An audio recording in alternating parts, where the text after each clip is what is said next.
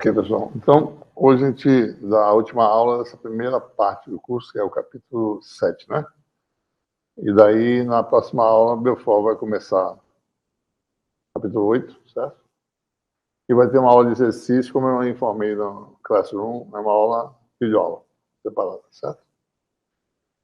Então, vamos hoje falar sobre a resposta em frequência, né, de meios materiais, para dar uma ideia, mais ou menos, como é que a matéria reage à aplicação do campo eletromagnético, né? E é dessa resposta que a gente extrai as propriedades que a gente observa no dia a dia, né, dos materiais, né? Cor de objeto, tá certo? Por que a luz é absorvida em alguns casos, né? Por que não em outros? Isso tudo tem a ver com esse simples modelo que vai derivar aqui hoje, também chamado de modelo do oscilador eletromagnético clássico, né? Serve para explicar propriedades dielétricas e condutoras dos materiais, mas serve também como modelo para propriedades magnéticas. Coisas semelhantes acontecem no caso magnético. A gente só vai fazer assim interação de dipolos, né, com o campo elétrico, tá certo? Elétrons livres com o campo elétrico. E com essa informação a gente vai poder ter uma ideia de como acontece também no caso magnético, tá? Então, o nosso objetivo hoje é esse, né? Vamos falar sobre a resposta de frequência de meios materiais, um modelo simples do oscilador eletromagnético clássico. Uma vez estabelecida a função resposta do material, a gente pode ver como é que fica a forma do teorema de Poynting, mais uma vez a balança de energia, né? Para meios lineares, né? A gente está falando de meios lineares aqui, tá? E como é que se dá a propagação? Que modificações a gente tem que fazer quando ele propaga, ele já sabe propagar campo eletromagnético no vácuo, já tem a forma canônica do campo, né? Como é que propaga no meio material? Tem dois aspectos importantes. Um é, quando tem perda no material, ocorre atenuação, né? E o fato da resposta dielétrica ou magnética, tá certo, depender da frequência, causa também esse chamado fenômeno de dispersão, ou seja, a velocidade de propagação de um harmônico depende da frequência, né? Só lembrando para vocês aqui que no vácuo a velocidade de propagação não depende da frequência, né? Aqui a gente mostrou a equação da onda no vácuo, velocidade de propagação igual a C, certo? C vezes a oitava. Independente da frequência, né? 1 Hz e 1000 Hz, mesma coisa, mesma velocidade. Tá? A gente vai ver que a velocidade, no caso de meios materiais, depende da frequência. Quer dizer o seguinte, pacote de informação, certo? Que é um conjunto de harmônicos, né? Essa é a nossa sempre ponto de vista, né? Ou seja, qualquer coisa é decomposto em harmônicos, né? Série de Fourier, certo? No nosso caso, harmônicos são as ondas planas. Um pacote de informação decomposto em ondas planas. Cada onda plana viaja em velocidade diferente. Quando se recompõe na saída, o que acontece? Tem alguma distorção, certo? Isso aqui chama de dispersão. Tá? A gente vai ver, bom, e nesse caso, qual é a velocidade de propagação da informação? Né? Se para cada frequência tem uma velocidade diferente. Que velocidade é essa? A gente vai conceituar também. Né? Muito bem. Então, para a gente derivar a resposta de frequência de meios materiais, vamos considerar a interação de um campo elétrico com um dipolo. Né? Nosso modelo de dipolo é um modelo bem simples, né? Bem feijão com arroz. Por exemplo, né? Você tem um elétron, certo? Tem sua massa ligada ao núcleo, né? Por força de atração eletrostática, certo? Existem outros efeitos também, né? Mas vamos considerar esse modelo simples, em que o elétron ele é puxado para o núcleo, tá certo? Ele não vai embora porque está preso. Tá? Essa força é inversamente proporcional ao quadrado da distância se isso fosse um elétron localizado. Mas não é assim que a coisa é, certo? Num átomo, você não tem um elétron sozinho e um núcleo sozinho. Você tem um núcleo mais ou menos concentrado, né? E em torno do núcleo tem a densidade de probabilidade que o elétron esteja em algum lugar. Vamos pensar essa densidade de probabilidade como sendo a densidade de carga. É como se o elétron tivesse disperso por uma densidade de carga esférica, mais ou menos, em torno do núcleo, certo? Onde é que está aqui o meu... Esse aqui é o quê, hein? Aqui é caneta? Não, tem esse negócio aqui, né? Marcador. Deixa eu ver se isso aqui funciona, certo? Então tem... isso aqui eu vou fazer. Se eu aumentar o tamanho, né? Tem um negócio aqui, vai. Só um minuto. Hã? Esse é? Não, lá mesmo. Aqui. Esse aqui, é o marca-texto, né? Pronto. Esse aqui, certo? Vou botar outra cor aqui. Então você tem... Vamos fazer assim, né? Aqui está o elétron. Pô, um elétron só, ninguém sabe onde é que ele está direito, né? A probabilidade de estar localizado em algum lugar, basta calcular essa função de onda, né? Integral dela, etc. Você tem mais ou menos o elétron. Mas imagine você sendo uma carga distribuída uniformemente em torno do núcleo, certo? Ou seja, então, o que eu falei agora há pouco? Se eu tivesse uma carga elétrica em um núcleo, a força de atração é 1 sobre R2, não é isso? Mas aqui é diferente, aqui é a carga distribuída. Qual é a força que essa carga exerce sobre o núcleo? Né? Então, se você tem aqui a distribuição de carga uniformemente distribuída, porque o núcleo sai do lugar, vai para cá, tá certo? A força o campo dessa distribuição de carga aumenta linearmente com a distância. A gente já fez isso em eletrostática, certo? Do lado de fora, a carga sobre R2, certo? Então, se o núcleo sai do lugar, a força de atração é a força que esse núcleo sofre devido ao campo dessa distribuição. O campo dessa distribuição varia com a distância do núcleo ao centro. Então, a força é linear. Né? A força de atração é linear. Então, é mais ou menos o que acontece. A nossa força de atração aqui não é 1 sobre R2, mas é força proporcional à distância e atrativa. Força tipo elástica. Certo? Então, aparece um primeiro termo aqui. Né? Então, vou considerar aqui as coordenadas massa do elétron, certo? Carga do elétron, lembrando, negativa, né? Está aqui dentro o sinal. Posição redonda, né? Isso aqui é no regime temporal, tá certo? Posição do elétron, né? Força que o núcleo exerce, que é essa força que eu falei, que é a força que a nuvem exerce sobre o núcleo, é o contrário, né?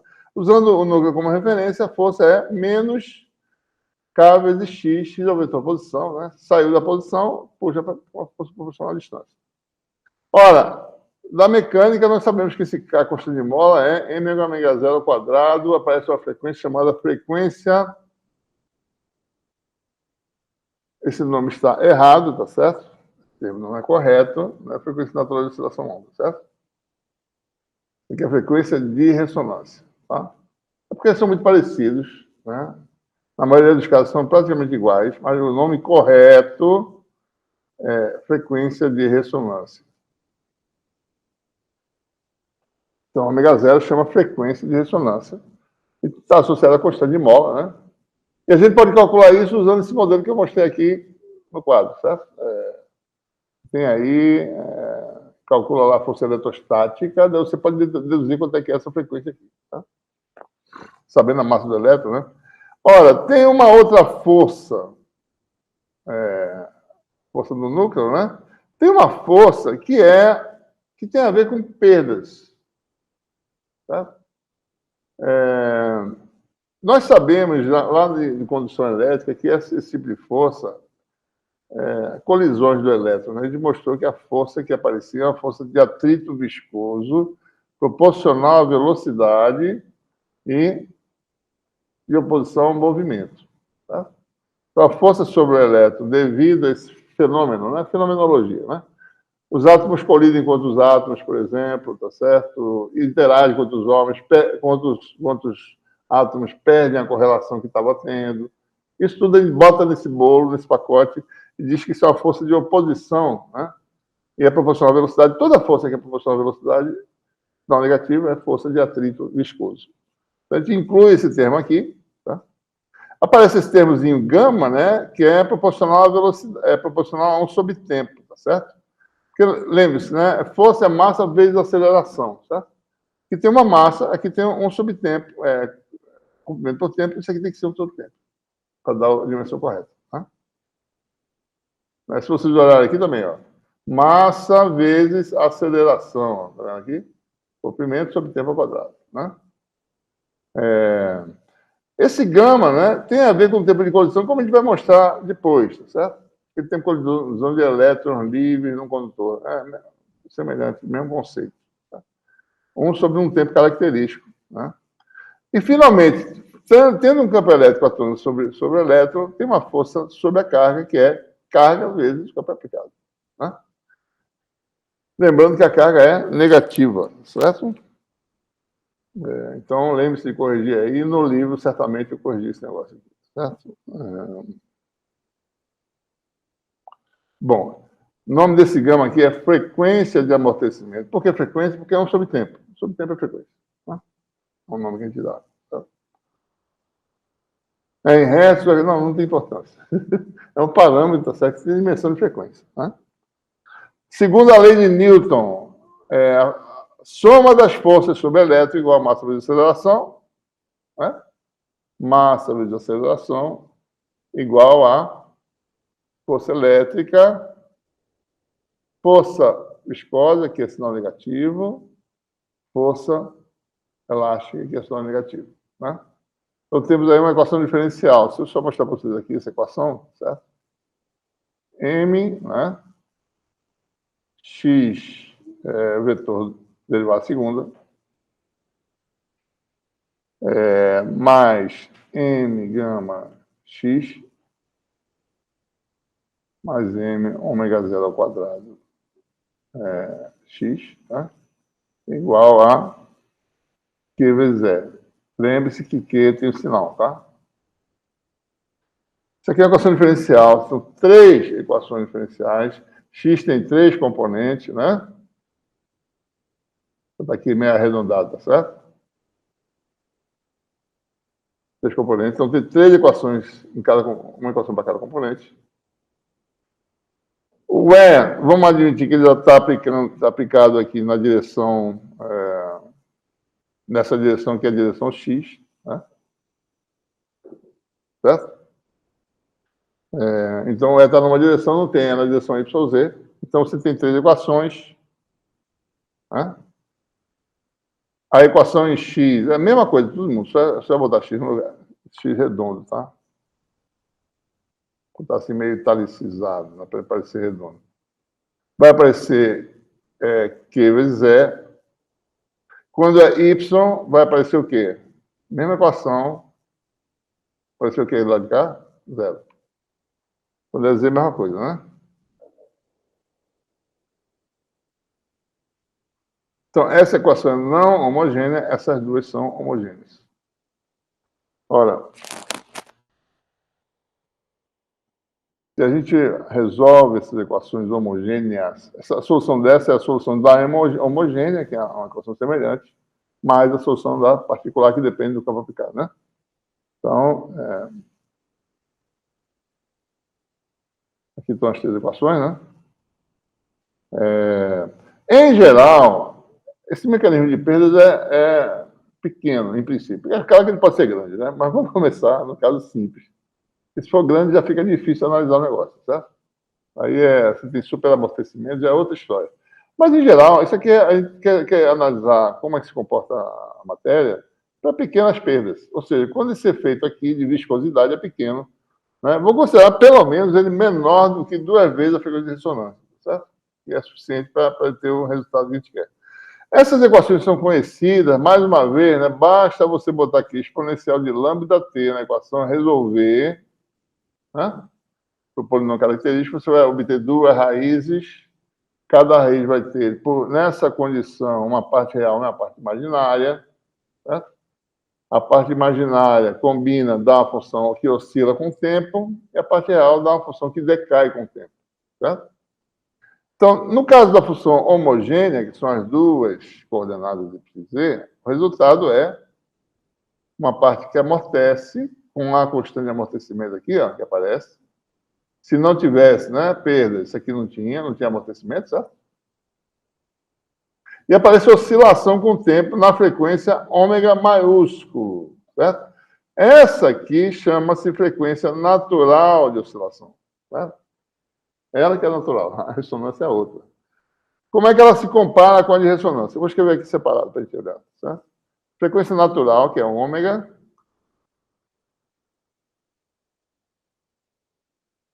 Ômega, né? É raiz quadrada. Tá? Ômega zero ao quadrado menos gama sobre 2 ao quadrado. Tá? Então, essa aqui é a de ressonância.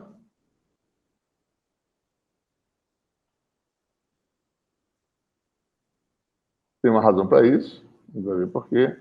E essa aqui é a natural. Também tem uma razão para isso, a gente vai ver agora. Certo? Ora, só para vocês observarem, se gama for muito pequeno, certo? Então, essas duas são muito parecidas, né? Caso contrário, você tem uma pequena diferença aí.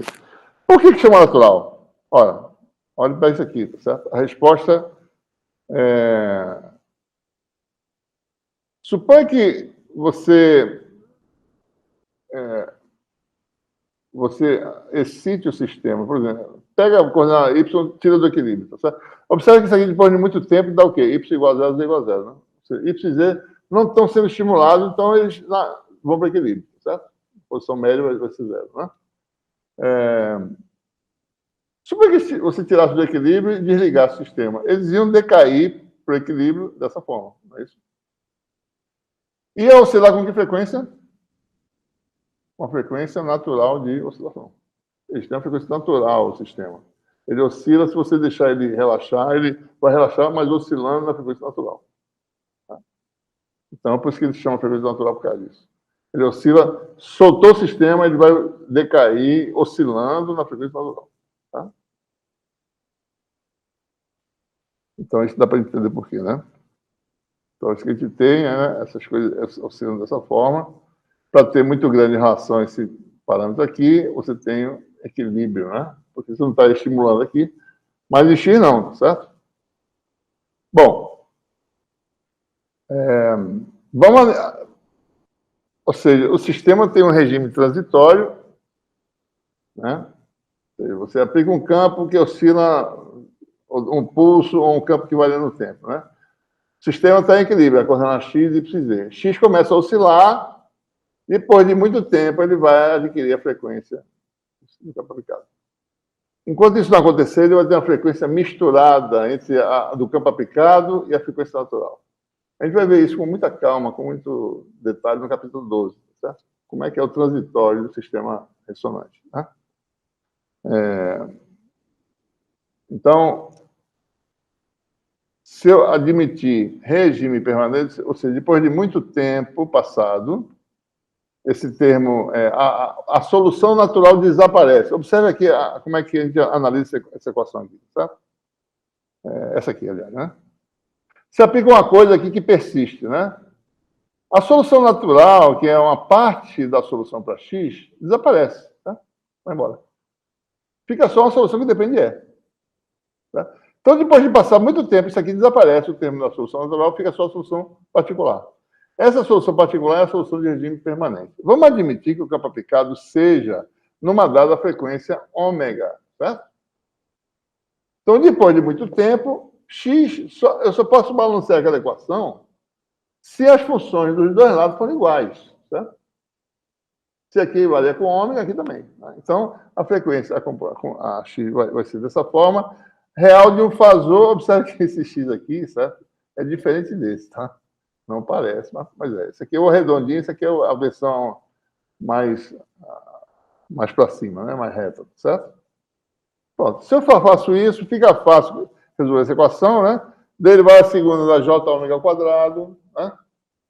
Derivar a primeira da j ômega, aqui não tem nada, todo mundo é exponencial de j ômega t, aqui cancela, vai ficar só uma relação fasorial agora, que você obtém essa relação, né, entre x e e. Tá? X, o fasor x complexo, é um coeficiente complexo vezes o campo elétrico. Né? Então, aqui está o ponto inicial para a gente calcular a função dialética do material. O que a gente vai fazer? Você tem um dipolo, né? Certo? momento dipolo é P igual a carga positiva, que é menos Q, né? Que é a carga negativa, a carga do elétron é Q, menos Q é a carga do próton, certo? Vezes a separação, que é menos X, né? Que a posição do elétron é X, então daqui para cá dá menos X. Então, o momento dipolo é Q vezes X, tá? Determina o momento dipolo, admite que existe uma densidade de N dipolos por unidade de volume. Então, você calcula o quê? Polarização. É a densidade de dipolos. A densidade de dipolos vezes o momento dipolo de cada átomo ou molécula, né? Tá certo? Coulomb metro por metro cúbico. É Coulomb por metro quadrado, né? Polarização. Relação constitutiva. D vale epsilon é no meio linear, né? Fazor, viu, pessoal? Fica fazor, tá? Epsilon 0 é mais P. Olha, isso aqui é uma função de E, né? Eu jogo aqui. Eu consigo...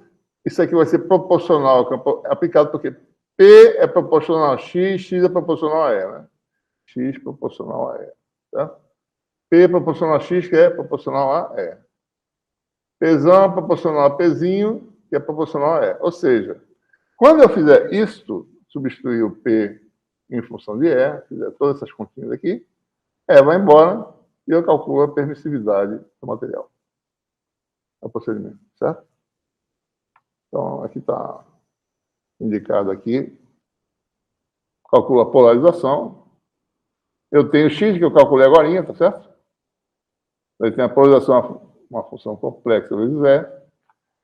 Esse múltiplo aqui nós já conhecemos, né? No capítulo 4, né? No 3, certo? Epsilon 0 vezes a susceptibilidade elétrica adimensional vezes E. Certo? D igual a epsilon 0 é mais P, essa susceptibilidade tira daqui, tá certo? É só calcular aqui, ó. Isto é igual a isto. Tá? Tá? Susceptibilidade vai ser NQ2 sobre M epsilon 0 sobre isso. Tá?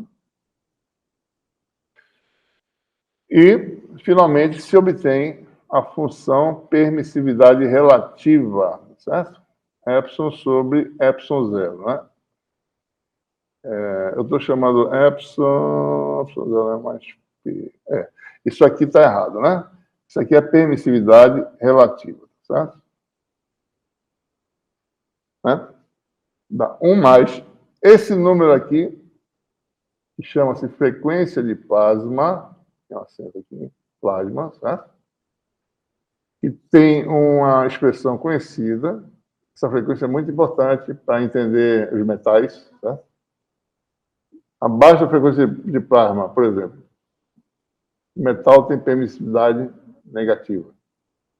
Não acontece com um material qualquer, mas com metal acontece. Acima da frequência de plasma, metal parece com um material qualquer. Epsilon positivo, certo? Então, esse número aqui é importante, né? Essa frequência de plasma está onde? Bom, se o material tem uma densidade alta, metais, por exemplo, isso aqui é grande, esse número, certo? Ultravioleta, tá? Azul, certo? Borda azul de espectro, né? Então, acima do ultravioleta, os metais se comportam como materiais tradicionais. A gente vai falar isso. Mas só para vocês saberem, né, por que a gente está já colocando esse parâmetro aqui. Né? Proporcional à densidade, né? Quadrado da carga, massa do elétron, no caso. Certo? Bom, então, o que nós temos, né? Só para vocês entenderem bem, certo? A lógica, né? No regime fasorial,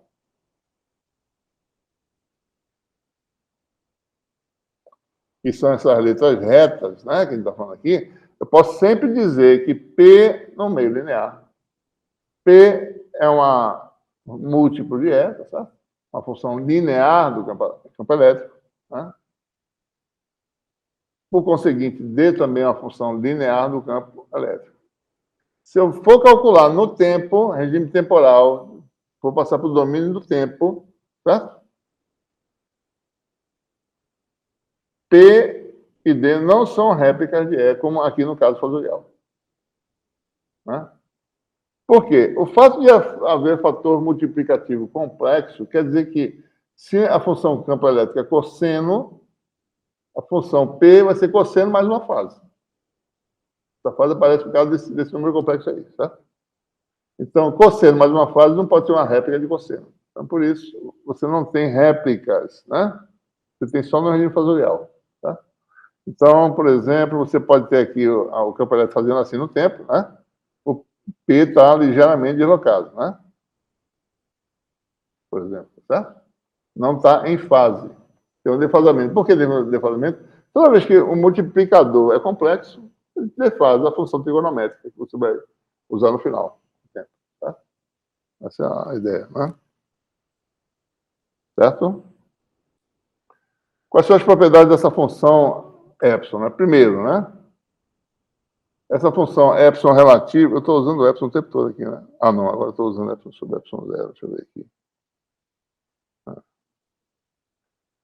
Essa função dialética, tá certo? O que ela tem de peculiaridade? Ela depende da frequência. Não é a mesma para cada frequência, certo? Para ômega igual a zero, no regime DC, né? Isso aqui é zero, isso aqui vai embora, fica aqui 1 mais alguma coisa. Tá? Que é a nossa função dialética que conhece. Ômega diferente de zero, começa a variar. Né? E isso é um aspecto importante aí, certo? Quais são as propriedades da função? Vamos olhar para algumas delas, tá? Bom, condição de ressonância. Né? Bom, condição de ressonância é quando esse termo aqui, ômega, né? Se ele for igual a ômega zero, eu minimizo esse denominador, maximizo a magnitude desse número. Tá? Então, epsilon sobre epsilon zero tem uma máxima resposta, máximo valor, né? A magnitude, digamos assim. Certo? Porque isso aqui minimizou, né? Então, eu maximizei um módulo de epsilon sobre epsilon zero. Frequência de ressonância. Né? Frequência de ressonância quer dizer isso, tem um efeito de ressonância, quer dizer, alguma coisa acentuada. Né? Tem muitas coisas que acontecem nesse momento aí. Né? Condição de ressonância, ômega igual a ômega zero. O que acontece? Bom, polarização, se você for calcular, tá certo? Polarização está aqui, ó. Ômega igual a ômega zero, daí fica P igual a menos J, esse J veio para cá, certo? Menos J vezes alguma coisa, certo? Então, a polarização está o quê? Defasada de 90 graus em relação ao campo elétrico. Se o campo é cosseno, a polarização é seno. Né? Então, está 90 graus defasada. Tá? E a função dielétrica, digamos assim, relativa, fica dada por essa expressão. Né? Basta você substituir e verificar, né, depois. Né? Comportamento longe da ressonância. Bom, longe da região de ressonância é para ômega menos ômega zero. Né? Observa que o importante aqui nessa fórmula, tá? É quão grande é isso em relação a isso. Né? Se isso aqui for muito maior que gama 2, certo? Quer dizer que eu vou estar, tá certo? Ômega é da ordem de ômega, né? Mas ômega é muito maior que gama, né? Então, ômega menos ômega zero é muito maior que gama. Se isso aqui dominar, então esse termo aqui não aparece. Então, longe da ressonância, né? Se isso aqui é muito grande em relação a isso aqui despreza, então desaparece a natureza complexa do fator multiplicativo. Né? Então, tu vai ficar todo mundo em fase agora. Né? E lembre-se, né? Por que aparece o número complexo aqui? Porque o sistema tem perdas. Senão não tinha número complexo. Toda essa confusão está acontecendo porque tem um atrito viscoso, aparece a frequência de amortecimento do gama. Se não fosse sem perda, esse gama não tinha. Ou seja, se gama fosse zero, é a mesma coisa que eu dizer, longe da ressonância, né? O termo é real. Então não tem defasamento, não tem nada disso. Né? Certo? Então você fica com essa expressão aqui para ômega epsilon relativo, né? Fica puramente real, mas tem uma coisa interessante também, né? Para frequências menores que a frequência de ressonância, A razão epsilon relativa é tradicional, é maior que 1, certo?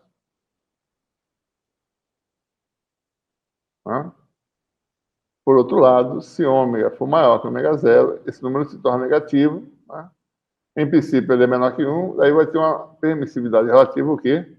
Menor do que 1. Né? Essa é chamada região de dispersão anômala. Uma das consequências, eu posso antecipar, se eu estou nessa região, a velocidade de fase é maior que a velocidade da luz. E a velocidade depende da raiz desse número aqui, tá? É c sobre a raiz disso, né? Isso aqui menor que 1 dá velocidade maior que a velocidade da luz. Né? Mas isso aí é velocidade de fase, não é velocidade de informação. Né? Tá? Fase é, qual é a velocidade que teria que se mover para ver a mesma fase o tempo todo? É isso que quer dizer velocidade de fase. Tá?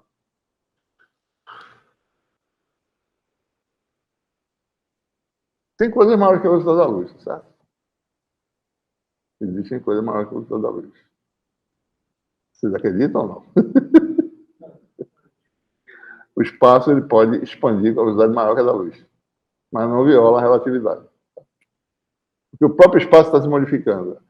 A luz dentro de um espaço bem definido, no máximo a velocidade da luz. O espaço em si, ele pode expandir a velocidade maior que a da luz. É isso que está acontecendo no momento. O universo está expandindo com velocidade acima da luz. Tá? Né? Então, tem coisas que ele nunca vai ver, nunca. Porque não chega a gente. Né? Está mais rápido, mais veloz do que a velocidade da luz. Bom, então, isso é o que acontece no mundo da ressonância, tem essa dispersão anômala, mas não tem um significado físico, né? É só a fase de um harmônico, que é uma coisa que não existe, a onda plana é um ente matemático. Essa onda plana tem velocidade maior que a da luz, de fase, né? Então, ver a fase constante dessa onda plana, mas ela não existe, ela é só um artifício. Então, a informação é um grupo de ondas, e esse grupo de ondas não tem velocidade maior que a da luz. Tá? Pode até ter, mas não é que tem, né? Se você for colocar uma velocidade na região de expansão anômala, um pacote de ondas fica tão distorcido que você não sabe como comparar o pacote que passou com o pacote que entrou. Então, você não sabe nem qual é a velocidade, não sei. É uma confusão danada. Certo? Então, aí não dá para comparar, tem que poder saber definir. Tá? Muito bem. Bom, e tem uma aproximação lorentziana que permite a gente interpretar. Deixa eu ver aqui, o que é isso aqui, bicho? A gente interpretar o comportamento dessa função, certo? Primeiro, né, observem que a função complexa, está aqui, né, tem parte real imaginária, né? O epsilon relativo, certo? Ou seja, então, primeira observação.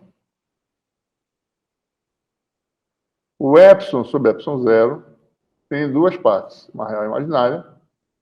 A real é chamada de epsilon linha, é relativa aqui, tá? Essas linhas são relativas, certo? E uma parte imaginária, que a gente vai ver agora, que ela é negativa. Eu posso escrever assim, ó. Né? Perdas quer dizer que isso aqui dá negativo, a gente vai ver já já, certo? E tudo vai se encaixar depois, tem que ter esse sinal mesmo, né? Vai ver já já que esse epsilon da linha é negativo. Então, a gente vai escrever assim a função permissividade relativa, a função dialética, como tendo parte real imaginária, com a parte imaginária já sabendo que é negativa. Então, esses dois parâmetros aqui, convencionalmente, em isolantes, são ambos positivos, certo? Mas a parte real quer dizer isso aqui positivo, quer dizer isso negativo, como todo. Né?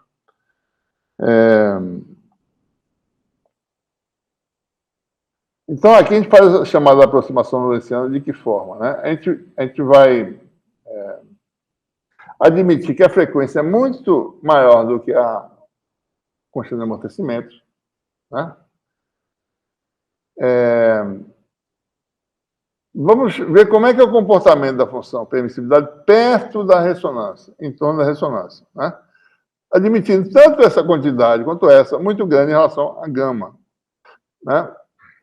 Então, deixa eu pegar aqui a função, né?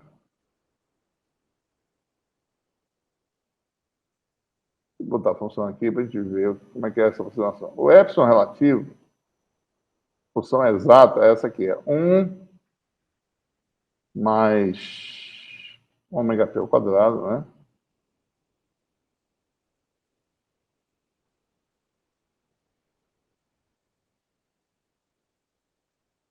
Então, para a frequência perto da frequência de ressonância, e quando ambas são muito grandes, né? Isso aqui é aproximadamente isso.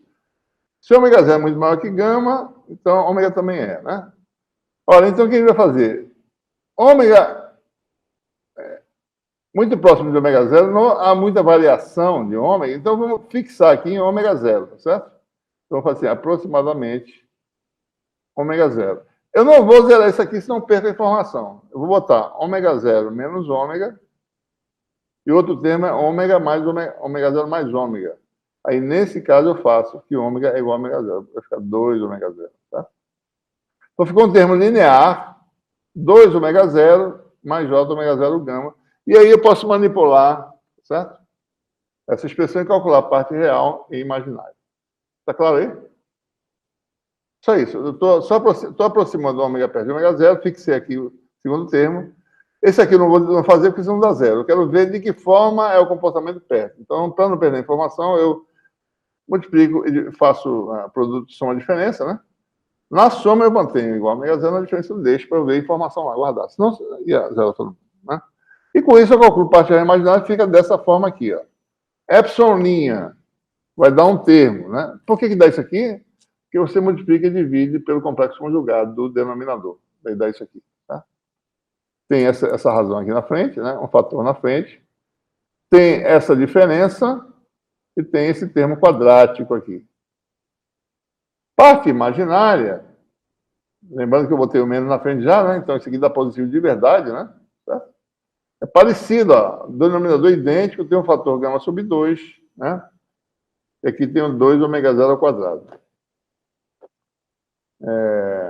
Essa é uma função do tipo, se você olhar, né? Chama isso aqui de x, tá certo? É do tipo, uma função do tipo 1 sobre 1 mais x2, né? Essa função é chamada função lorentziana, né? A quantidade varia com a diferença de frequências, que é o x, com o quadrado aqui embaixo, né? X muito grande dá 1, tá certo? Aliás, desculpa. X tendo infinito ou mais ou menos infinito, isso aqui dá 0, né? X igual a 0, ou seja, na ressonância dá 1, dá o pico, tá certo? Então essa função faz isso, ó. A parte imaginária. Na ressonância, ela é acentuada, né? Saiu da ressonância, efeito desprezível, não tem parte imaginária praticamente. Então, se a gente for fazer um gráfico dessas funções, né, essa função é parecida, só que ela na ressonância ela é zero. Está vendo aqui? O termo não contribui exatamente na ressonância. Para a frequência maior que a frequência de ressonância, como eu falei, né, esse termo é negativo, então isso reduz o valor, né? 1 menos alguma coisa. Frequência baixa da ressonância, positiva, 1 mais alguma coisa. O epsilon tradicional. Abaixo da ressonância, tudo é convencional. O epsilon que a gente conhece, tá certo? Passou da ressonância, aparece a dispersão anômala, o epsilon negativo. Desculpa, é menor que 1. Né? Bom, é menor que 1 para sempre? Não, você vai ver que isso não é bem assim, certo? Porque tem outra ressonância na frente que bota para cima. Então, tem uma ressonância aqui, daí tem outra ressonância de outro tipo de posição, em outro local, certo? E que essa ressonância está aumentando o epsilon do lado de cá. Essa aqui está diminuindo, daí as duas combinam de forma que fique maior, de novo. Né? Bom, enfim. Então, o comportamento dessas funções é mais ou menos esse aqui, ó.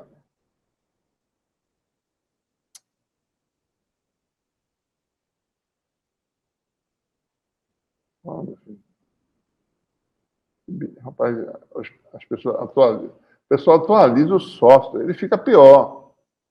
Eu consigo fazer certas coisas com ele. Bora, meu filho.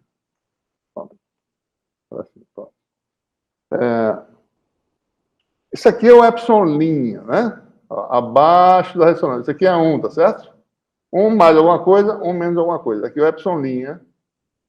Daí ele chegou perto da ressonância, alguma coisa, ele começa a aumentar, daí passa por 0, dá 1 resultado, tá? É 1 mais, né? Alguma coisa a 0. Passou, daí ele dá uma depressão aqui, tá?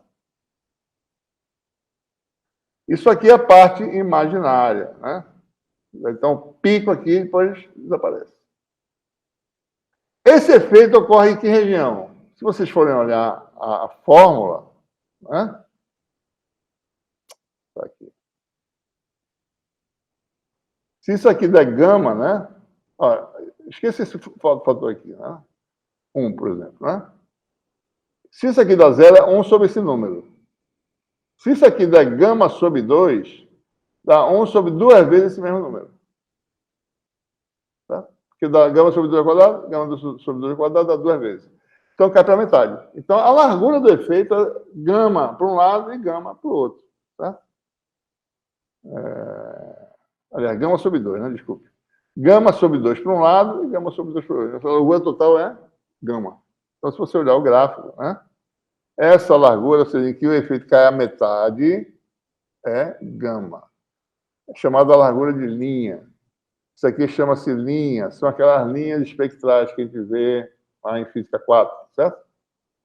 Linha de hidrogênio, linha não sei o que. São essas coisas aqui. Tem uma largurazinha, tá? Por quê? Porque aqui, ora, se isso aqui é perda, é porque deve estar tendo uma perda muito intensa, absorção de luz, certo? Absorção de eletromagnética, né? Você pega um campo, eu vou variando a frequência, passa por uma coluna de material, certo? Aqui o campo passa direto. Quando chega aqui na ressonância, o que acontece? Absorve bastante, sai menos. Tá? É o que deve ter você. Pois não. Em Física 4, a gente faz o experimento da câmera, tem uma prisma lá, né? É isso. Tem uma lâmpada, né? Uma lâmpada de sódio, daí mostra a linha de sódio, vai bater lá não sei aonde, né? Que refrata em tal direção. Aí o que está acontecendo? Ela está emitindo a luz naquelas partes. Ali é emissão, tá certo? Mas ele emite também na linha de absorção. Tem a linha de emissão e de absorção, tá? Aquele negócio que o elétron faz a transição é exatamente esse efeito aí, tá? Ele emite na frequência qual? Natural. Né? De ressonância, mais ou menos. Tá? Emite aqui na frequência de ressonância. Então, se você passa por um material que tem esse nível de energia, se a frequência e a energia dessa diferença, em termos de física, né? Passou um fóton que tem essa diferença de energia, ele vai ser absorvido. É o que está acontecendo aqui. Se eu passar com uma frequência ômega zero, que é essa diferença de nível de energia lá, que dá aquela energia H ômega, né? Então vai ter uma absorção forte. Essa é a interpretação clássica do efeito, né? Usando teoria eletromagnética. Lá usando mecânica quântica, né? Mas é a mesma coisa. E a incerteza, que é a largurazinha lá, que você nem vê, é uma linha que é praticamente um cabelo, certo? Mas se você for destrinchar, tem uma largura. A largura é esse gamazinho aqui. Tá? Ok? Bom, então é importante isso, né? Se a perda é pequena, o que acontece? Isso aqui é bem fino, isso aqui é bem acentuado, porque se a gente for ver ali, tá? Tá aqui, né?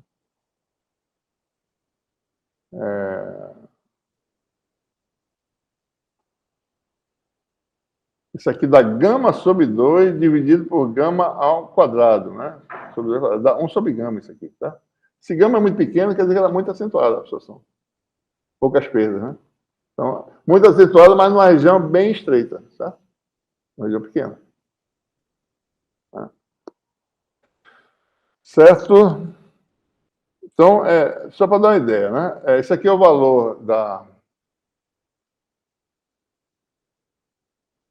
Esse aqui é o valor de pico, né? Aqui, esse valor aqui, né? Que está na expressão lá, expressão anômala, e aí a absorção, né?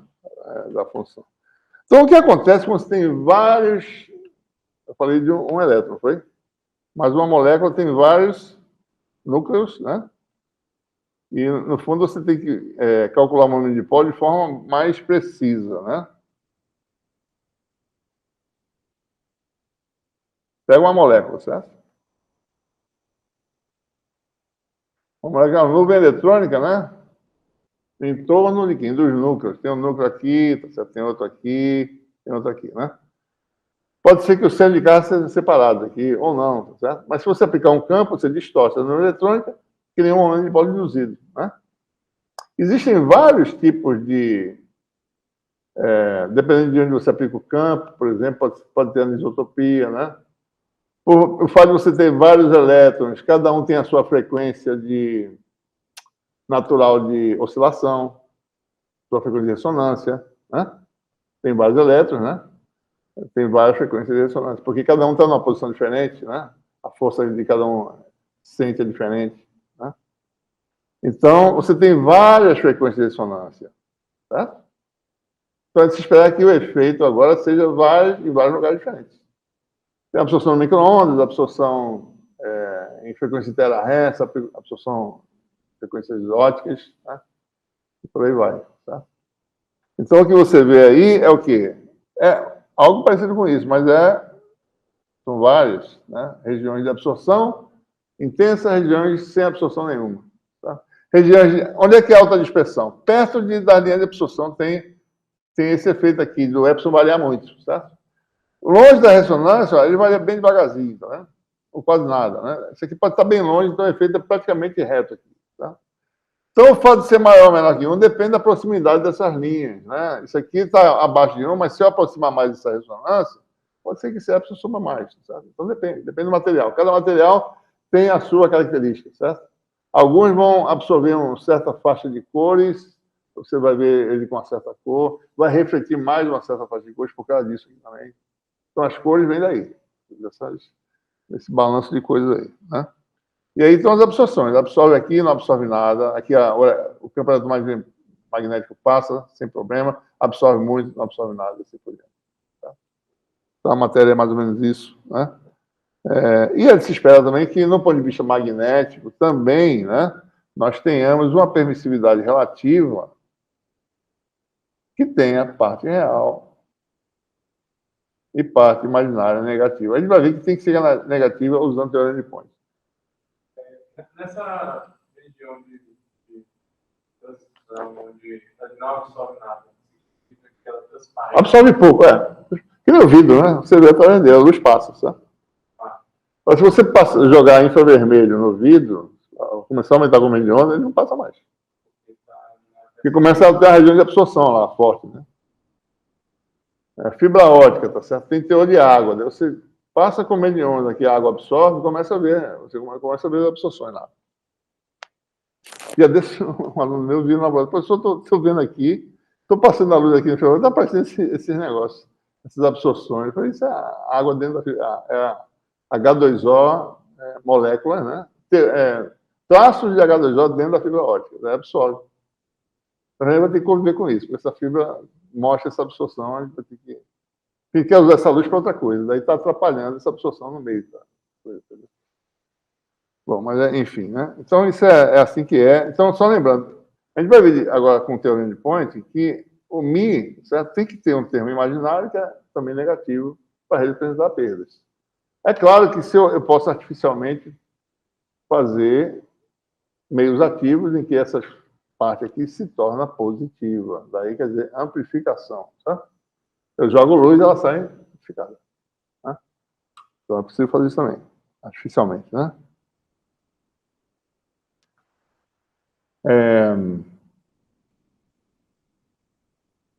A gente pode usar a função permissividade, usar esse modelo para falar sobre a condutividade, né? Por exemplo, nossos elétrons são ligados, não é isso? Mas eu posso usar o mesmo modelo que eu fiz agora para elétrons livres. Basta eu tirar o termo de amortecimento. O termo que o elétron fica preso, não, ele está solto. Tira aquele constante de K, ômega zero igual a zero. Não tem força elástica. Calcula tudo de novo, tá certo? E calcula a densidade de corrente, se você quiser, para calcular a condutividade, né? Densidade de corrente é a densidade de carga vezes velocidade média. No caso, no campo aplicado na direção x, né? Taxa de vibração do tempo de x, né? Calcula tudo de novo, né? J, parte real, etc. Relaciona com o campo elétrico. Quando eu calculo J como função de E, eu obtenho o coeficiente que é quem? A condutividade. Tá? Quando eu expresso, né? Como x é função de E, né?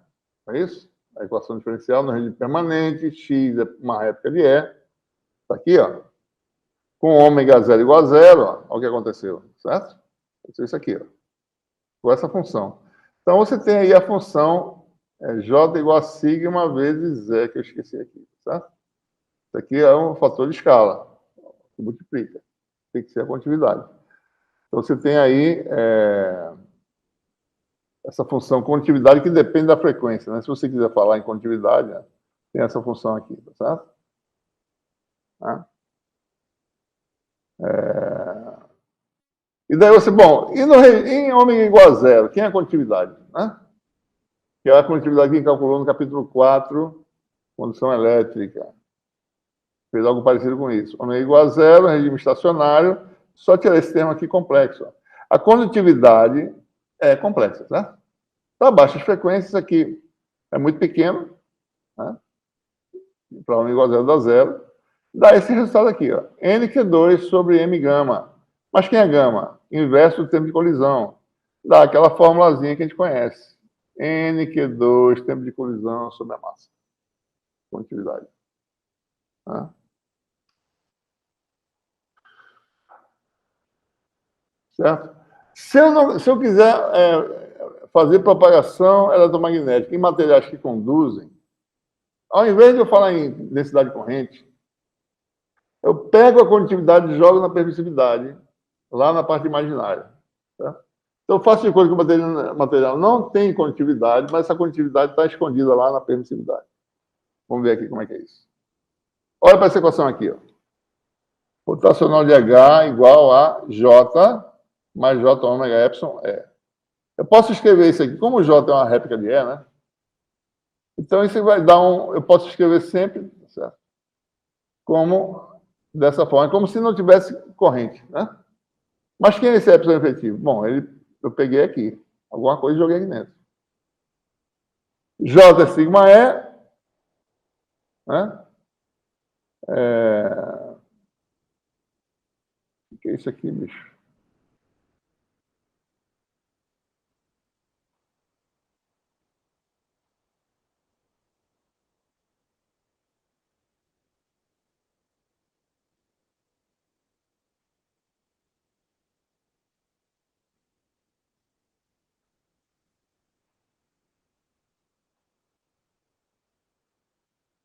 Essa conta está interrompida aqui, peraí.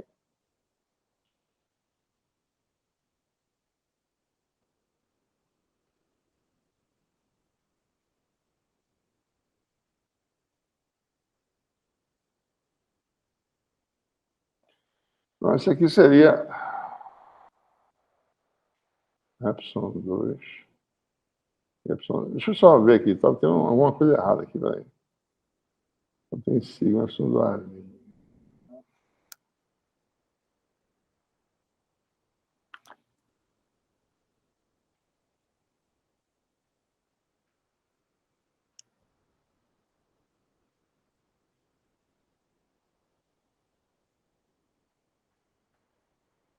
Confusão danada essa aqui, bicho.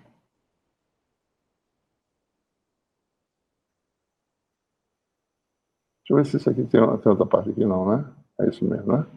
Ah, então é. Poxa, o que é isso aqui, velho? Aula 3. Ah, não, isso é outra coisa. Tá bom. Então vai terminar aqui. Então deixa eu fazer isso direitinho aqui, tá certo? Por exemplo, se eu digo que o material tem um epsilon, tá certo? Vamos fazer de conta que ele não tenha condutividade. Então, rotacional de H igual a, sem condutividade, né? J ômega epsilon E, certo? Mas quem é epsilon, né? Epsilon sobre epsilon 0 é epsilon linha menos J epsilon 2 linhas. Eu jogo aqui dentro, certo? O que vai dar? J ômega. Daí tem um termo que é epsilon 0 epsilon linha, parte real da permissividade absoluta, né? E tem outro termo que é o quê? Menos J ômega epsilon 0 epsilon 2 linhas. Isso aqui é como se fosse um número real. Isso aqui é como se fosse a permissividade tradicional, certo? Isso aqui é vezes zero, né? Desculpe. Vezes zero. Tá? Isso aqui, eu vou chamar isso aqui de condutividade. Né? Sigma é. Esse menos coisa aqui, tá certo? Então, sigma efetivo. Oi.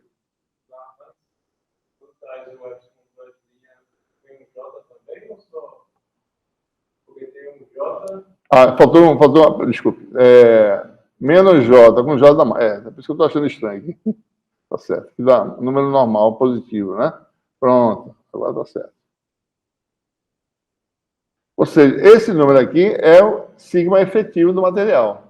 Se ele tem a permissividade imaginária, é como se ele tivesse uma condutividade equivalente dada por quem? Ômega, epsilon zero, epsilon duas linhas. Você pega o epsilon duas linhas do material e diz que ele tem uma condutividade equivalente. Tá? Isso é uma forma de ver.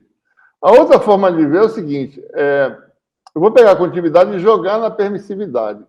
Então, um material híbrido que tem condutividade e permissividade, digamos, permissividade real, normal, certo? Suponha que o material tem a permissividade próxima da do Wagner e tem a condutividade. Como é que a gente pode representar ele? Bom, função de H, né? Igual a J, que é sigma E, né? Mais J ômega epsilon vezes E. Tá? Eu vou tirar a condutividade e embutir na permissividade. Isso que vai dar J ômega.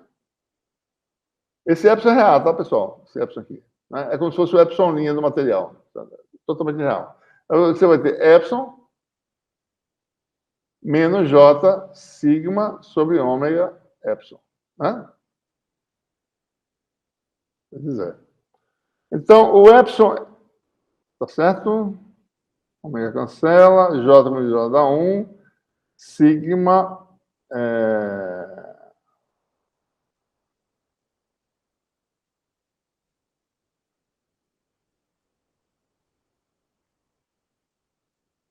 Bom, aqui não tem epsilon, né? Sigma sobre ômega, tá certo? Sigma, pronto.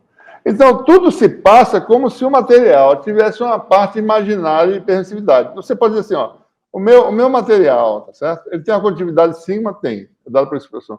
Então, eu posso tirar a condutividade e falar assim, não, ele não tem condutividade, ele tem a permissividade imaginária, uma parte imaginária, que é o epsilon duas linhas, vezes epsilon zero, epsilon duas linhas é relativo. É igual a quanto? Sigma sobre ômega. Porque isso aqui é J ômega epsilon efetivo, né? Então, isso aqui seria a parte imaginária desse epsilon efetivo. Quanto é que é essa parte imaginária? Sigma sobre ômega. Então, tudo se passa como se o material, tendo uma condutividade sigma, tivesse uma permissividade imaginária relativa dada por sigma sobre ômega epsilon zero. Então, você quer tratar materiais condutores,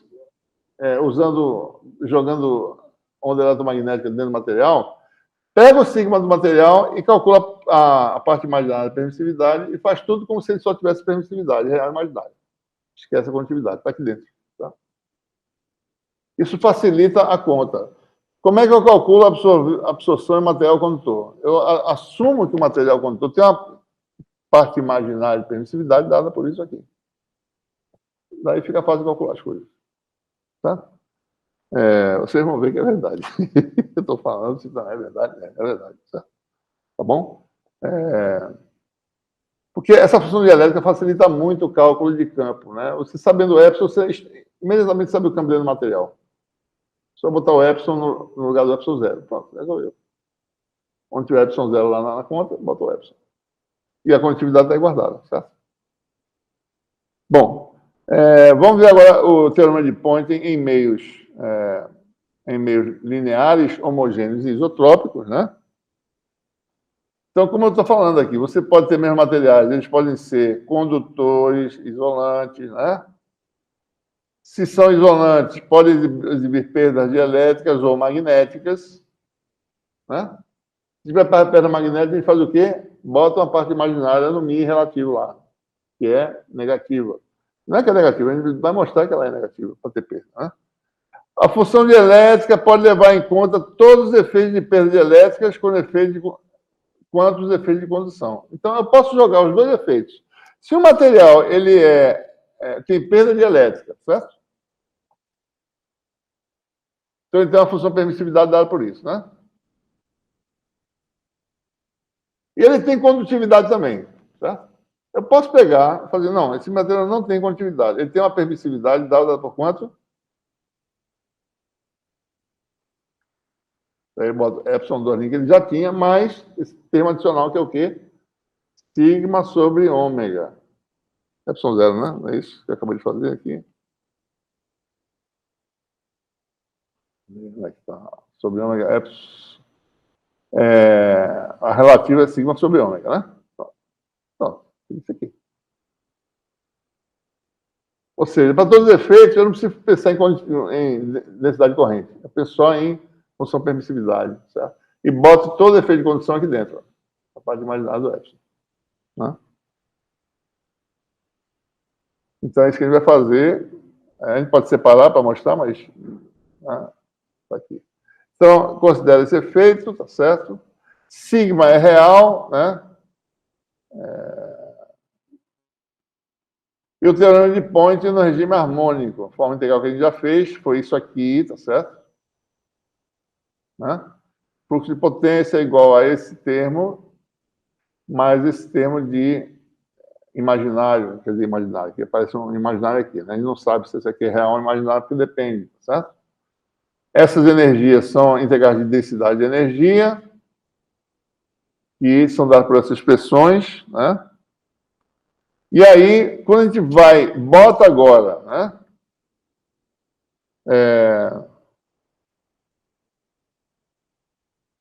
Se eu boto agora epsilon igual a, sobre epsilon 0, né? Igual a epsilon linha menos j, epsilon 2 linhas, mesma coisa para mim, né? E boto a condutividade real, jogo todo mundo e calculo parte real do lado direito e parte imaginária, a gente vai ficar com algo desse tipo aqui. E a parte real do fluxo de potência vai ter um termo que tem uma condutividade efetiva aqui. Tá? Só para mostrar, bom, tem um termo que parece dissipação de condução que a gente já conhece, né? Sigma é 2. Tá? E tem um termo de perda magnética aqui, ó, tá vendo? Veio lá do fato de mim ter uma parte imaginária, vai ter um J com a parte imaginária e dá uma parte real. Daí tem uma parte de energia lá e veio bater aqui, tá certo? Dissipação magnética. O Mi sendo positivo, Mi duas linhas, quer dizer que isso aqui é mais, tá? Positivo. Né? Se fosse negativo, quer dizer amplificação. Mi duas linhas positivo, menos Mi duas linhas negativo, quer dizer dissipação. Né? Essa é a potência ativa líquida dissipada em V. Perda magnética, perda de condução e perda de elétron está aqui dentro. Só faltou dizer quem é sigma efetivo está aqui. Ó. Sigma mais isso aqui. Tá? Ou eu jogo aqui ou eu jogo na perda de elétron. Ela mesma. Vai ter um termo que é uma... Epsilon duas linhas é como se fosse uma condutividade efetiva ou sigma é como se fosse uma permissividade imaginária efetiva. Ou vice-versa. Tá? Mas é a mesma coisa, o resultado, né? E tem a parte imaginária do vetor de Point, tem esse termo aqui, que tem a parte real só do epsilon linha e a parte real só do Mi. Energia elétrica, energia magnética de verdade, agora, tá certo? Não tem parte imaginária, não é complexa, aqui são números reais, né? Então, a parte imaginária do vetor de Point é menos 2 ômega, diferença de energia elétrica com magnética. E aí tem significado físico. Se a energia elétrica é maior que a magnética, então aquilo que armazena mais energia elétrica é mais o quê? Capacitivo. Aquilo que armazena mais energia magnética é indutivo. Quando a parte imaginária da potência reativa é negativa, é um sistema capacitivo. Quando ela é indutiva, é um sistema indutivo. Tá? Quando é positivo. Basta ver aqui, né? É um capacitor, calculo o V conjugado lá, né, que é a potência, né? E conjugado dá menos J, não, número imaginário negativo. Ou seja, potência no capacitor capacitiva é parte imaginária negativa. Certo?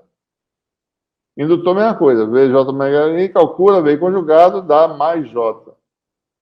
que é parte da mais energia magnética e energia elétrica. Todas as coisas são amarradas, certo? Alguns casos particulares aqui para a gente ver, né?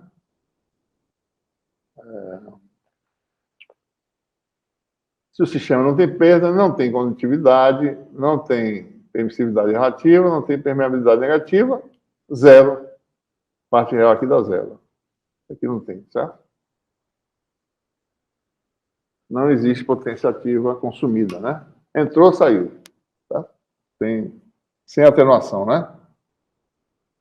Meio condutor satisfazendo a lei de Ohm, sem perdas elétricas ou magnéticas. Então, toda a dissipação é só devido à condição, porque não tem epsilon da linha zero, não tem. Né? E da linha zero, não tem. Esse aqui não tem, tá certo? Esse aqui também não tem, só tem sigma, perfeito. Tá?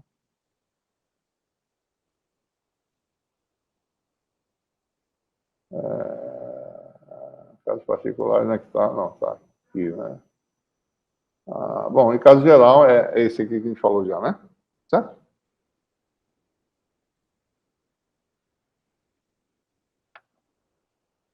Como é que se dá a propagação no meio linear homogêneo isotrópico? A gente resolveu a onda plana, a forma canônica no vácuo, não foi? Não existe muito o que mudar. Né? Só pega o meio linear homogêneo isotrópico, pega o epsilon qualquer desse jeito, tá certo? Mesmo com perdas. Pega o mi com perdas. Se a continuidade existir, joga aqui dentro, como eu falei. Está aqui dentro, está guardado, certo? Ou seja, a contribuição, o termo incremental devido à condutividade é esse aqui, né? Sigma sobre ômega. Isso aqui está errado, né? Não. Epsilon duas linhas.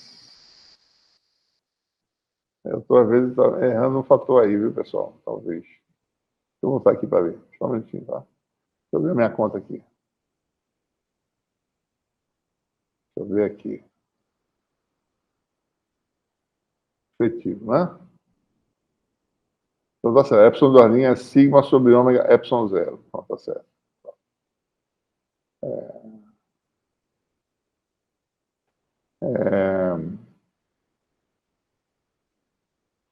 Tá certo, né? Contribuição da condutividade é uma adição, né? Desse epsilon duas linhas correspondente aqui, né? Aqui está o epsilon efetivo, a parte imaginária, tendo condutividade. Se não tiver, isso aqui sai, né? Então, para todos os efeitos, o material tem a permissividade epsilon, que pode ter parte real imaginária, e a permeabilidade mi, tá?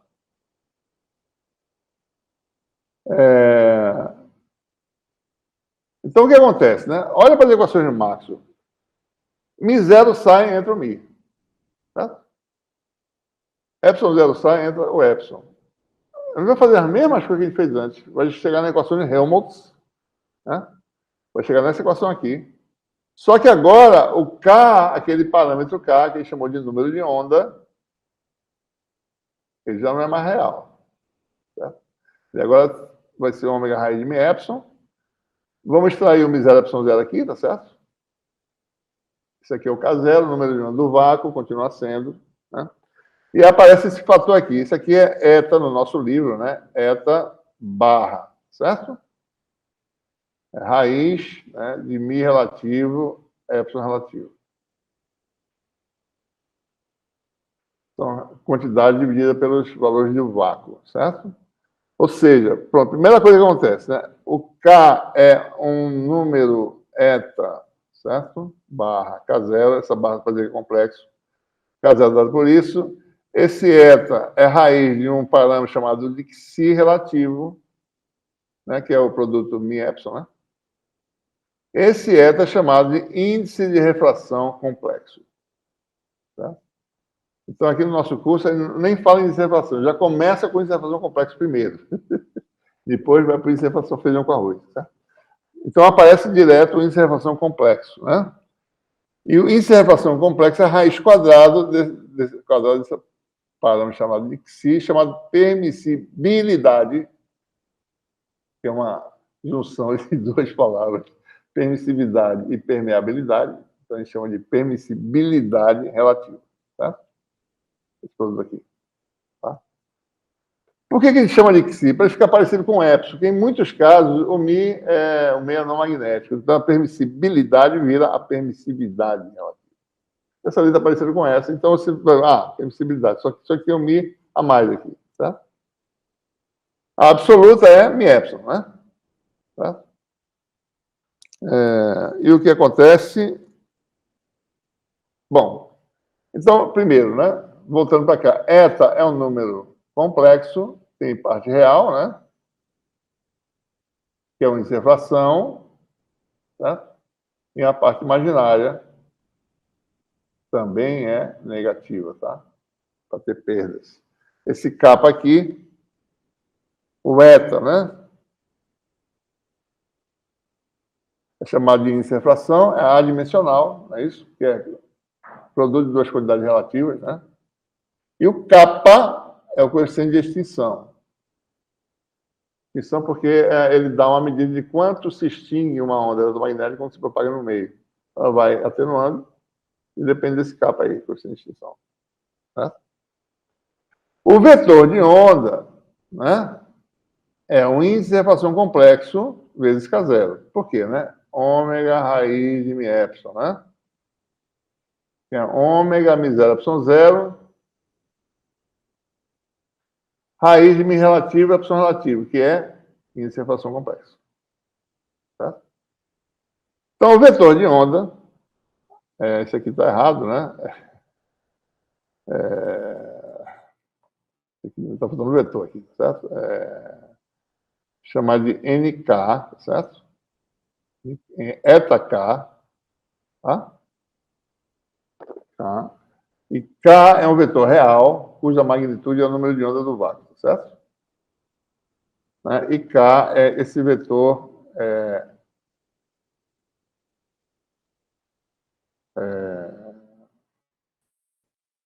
não é. Isso aqui está tudo errado, essa anotação aqui, tá totalmente maluca. Desculpa aqui, pessoal, deixa eu só... vou passar para cá direto, tá certo? Vou passar para cá. Passa para cá. Tira isso aqui, certo? Porque eu não tenho um vetor novo para definir aqui, para botar aqui. Então, deixa assim. Então, esse vetor K, ele tem uma... Não é magnitude, né? Ele tem um fator K na frente e um versor U real, certo? Esse K é complexo. É o K0 do vácuo, índice de refração complexo, certo? O K é complexo, esse não é número de onda mais, porque ele não representa mais... Ele tem a parte real, representa a oscilação, a parte imaginária representa a perda. Então, ele é um chamado fator de propagação, é um termo mais geral, certo? Então, ele é complexo e esse U versor ainda é real, ainda bem, certo? Por enquanto. Depois ele vai aparecer um lá na frente que ele é imaginário, isso é complexo, né? Então, mas aqui não, aqui no meio com perdas, o que muda para a gente? O nosso vetor de onda é complexo, com um fator de propagação K, que é complexo, e o versor continua sendo o versor real. Tá? Então, a forma canônica da noção da prova não muda, tá certo? Bota tudo de novo. É igual a zero exponencial menos JK, o vetor de onda, complexo, né? É o nome que a gente dá por enquanto, certo? Vetor de onda complexo, X. Esse vetor de onda é menos JK0 eta, né? Isso é a fração complexa, versor o X. Mesma coisa, H. Se você for calcular, mesma coisa aqui, certo? Um subimpedância, produto vetorial do versor U vezes E0 exponencial de menos JKX. Impedância de onda, Mi0 sobre ε0. Passa a ser agora Mi sobre epsilon. Só substituir. Tá? Isso aqui é Mi relativo sobre epsilon relativo, que é um número complexo, vezes E0. Então, essa impedância agora é complexa, certo? Vou botar aqui só para lembrar. Tá? Então, a forma canônica é obtida fazendo essa simples modificação. Onde tinha K0 passa a ser eta K0, né? Onde era Z0, agora é isso vezes Z0, que é a impedância de onda do módulo. Né? E esses números passam a ser complexos em geral. No meio sem perdas, fica tudo a mesma coisa, só que são todos reais. Né? Eta vira índice de refração real, não tem coeficiente de extinção, K também é real. Então, a forma canônica continua preservada. Basta você substituir agora os parâmetros que a representa. Certo? Então, como é que se dá a propagação no meio que predominantemente dissipa? Tá certo? Propagação em meio com perdas. Suponha que você injete uma onda eletromagnética numa coluna, né, de meio com perdas, comprimento L. Certo? Então, o versor U é AZ. Né? Propagação paralela a Z. Bom, quando a onda entra, ela tem um campo mais ou menos dado por essa expressão. Certo? Vamos assumir esse é zero real. O que acontece? Bom, na direção Z, né, o campo se propaga com o vetor de onda K. Né? K igual a quem? Vamos lembrar. Eta K0 U. Mas U é AZ. Né? Então, é K escalar X. Tá certo? Como U é AZ escalar o vetor posição dá Z. Né? Então, tem um fator aqui na exponencial que é complexo. Vamos calcular? J eta K0, que é o fator que aparece aqui, menos J eta menos J kappa, K0Z, vamos calcular a parte A imaginária, menos J eta K0Z, esse termo aqui, isso aqui a gente chama de beta. Isso aqui tem a ver com fase, né? Toda vez que é imaginário, é fase. Porque é a fase que entra na função trigonométrica quando você calcular lá. Né? Fase. Tem a ver com fase, certo? Então, esse aqui é constante de fase, o beta, né? Eta K0. E apareceu menos J. Com menos J dá menos. Kappa vezes K0. Que é esse parâmetro alfa sobre 2. Né? Esse alfa aqui é chamado de constante de atenuação. Né? Então, no fim das contas, vai ficar, a parte real vai ficar menos alfa 2Z, parte imaginária menos J beta Z. Como é que fica a onda nesse caso? Ela decai exponencialmente ao longo da coluna. Se a coluna for muito longa, quando chega do outro lado não tem mais nada. Acabou-se. O campo desaparece. Mas desaparece por quê? Porque ele foi dissipado na coluna. Então tem atenuação. Atenuação quer dizer isso, certo? E aqui é fase, né? Fase avança dessa forma aqui. Constante de atenuação, constante de fase. Eu botei aqui alfa sobre 2, por quê? Porque, para a gente, a potência vai cair com alfa. A amplitude cai com alfa sobre 2. Potência ao quadrado, né? Exponencial de alfa sobre 2z ao quadrado dá a exponencial de alfa z. Né? Então, você pode calcular o resto aí, certo? Campo magnético, vamos subir impedância, que é complexa, né? A z vetorial é na direção x, a z vetorial x dá a y, campo magnético, campo sobre impedância. Aqui está o campo magnético. Né? Vetor de point tem o quê? É vetorial H conjugado. É H. E está na direção x, H está na direção y, todo vetorial dá a z, né? Conjugado de H vai dar z conjugado, certo? Isso aqui é real, a limite é zero real. Isso aqui dá mais J beta, e o termo de fase vai cancelar. Né? Vai ficar 1 meio de E0, H conjugado é zero conjugado, né? Que dá real, dá a coisa. E aí você tem um vetor de Poynting. Isso aqui cancelou, ó. Menos alfa sobre 2 com menos alfa sobre 2 dá menos alfa z. Então, a potência cai com constante de atenuação alfa. Né?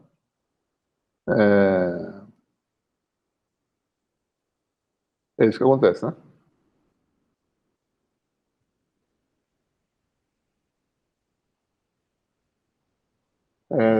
Se eu perguntasse para você, bom, qual é a potência dissipada nessa coluna, né? Posso fazer de duas formas, certo? Só para vocês darem uma olhadinha aqui nos detalhes.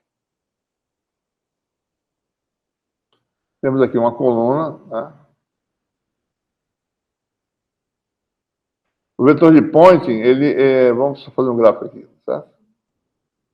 A parte real, né? Porque tem parte real imaginária, não é isso? Parte real é a dissipação, a parte imaginária é energia armazenada, certo? É a diferença de energia armazenada lá, tá? Potência reativa, tem potência reativa também, tá?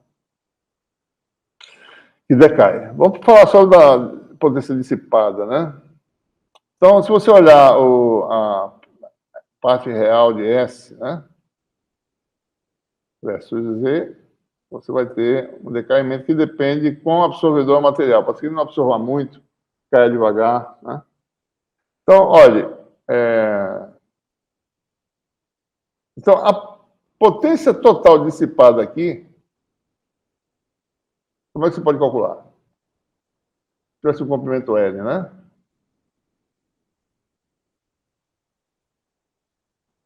Vetor de point na entrada, real de S, zero, né? Vezes a área, chamada de sigma. Vetor de point na saída, ou seja, a potência dissipada é a área, né? Vetor de Poynting em Z igual a zero. Real de S, né? Em zero. E quanto sai do outro lado, né? O fluxo que entrou aqui, menos o que saiu do outro lado. Menos real de S de quanto? De L. Vezes a área, né? Isso aqui é o watts por metro quadrado vezes a área. Pronto, essa é a potência que foi dissipada no volume. Tá? Se real de S0, vou chamar de S'0, tá certo? Isso aqui vai ser S'0 exponencial de menos alfa L. Então, a potência dissipada é quanto? Área S0', 1 menos exponencial de menos alfa L. Toda a potência dissipada foi essa. Se L for bem infinita, a potência dissipada dá esse valor aqui. Estou depois na entrada vezes a área. Tá?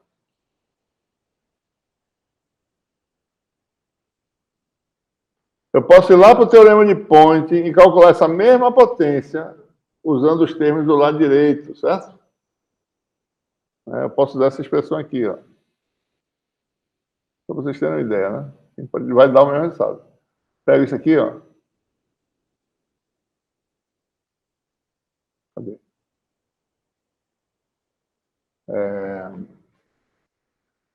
Chama isso aqui de ômega epsilon 0, epsilon 2 linhas. Certo? Tá todo mundo aqui, tá? Não precisa botar sigma, não. Tá tudo aqui dentro. Certo? Né? Eu já peguei o sigma e joguei aqui dentro, certo? Não preciso separar o sigma, não. Bota aqui, certo? Então, isso aqui não tem.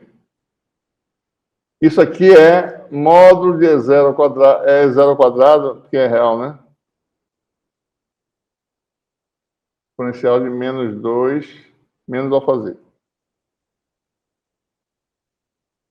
Então, eu calcularia essa integral de volume, integral de 0 a L, né? Daí tem um termo que é dV, é dz vezes sigma. Calcularia essa integral aqui, certo?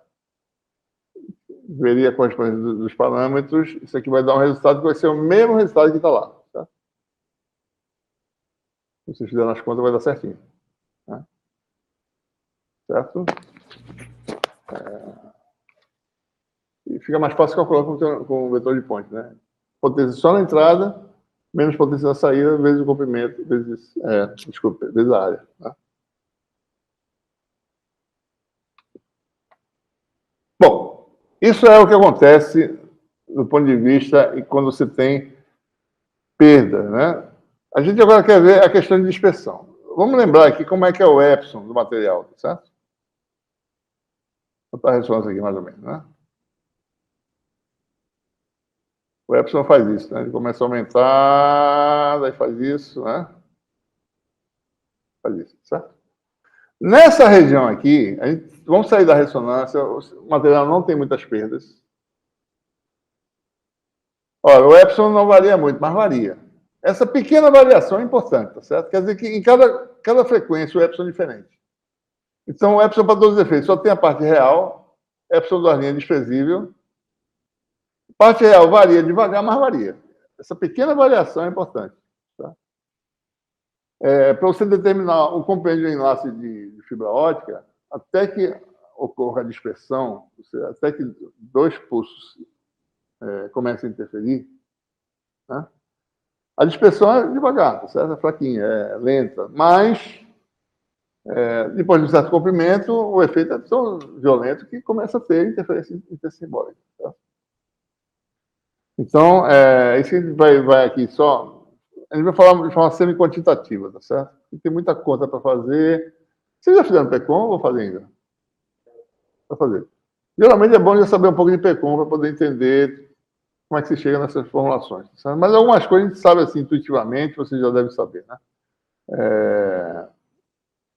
Então, veja, qual é o problema aqui, certo? No caso da dispersão, né? Existem dois tipos de dispersão, basicamente. Material é essa que a gente está falando agora. O material tem uma função dielétrica que varia com a frequência. Tem uma permeabilidade que varia com a frequência. Tá? Então, epsilon varia, né? Esqueci de uma coisa importante aqui, né? Vamos voltar para cá. Eu não falei, né? A coisa mais importante aqui, que também motiva essa... O índice de refração complexo, né? N menos JK, né? É isso? Eta menos JK. Ambos são funções de quem? Da frequência. Tá? Tá? Em ser fração função da frequência, K função da frequência, o epsilon função da frequência, o mi também é, né? Que a velocidade, para pequenas perdas, o índice de refração complexo vira eta, né? Ora, então você tem que a velocidade no vácuo é 1 sobre μ0, ε0, elevado ao meio, né? Certo? 1 sobre a rede μ0, ε0, né? Da C. Né?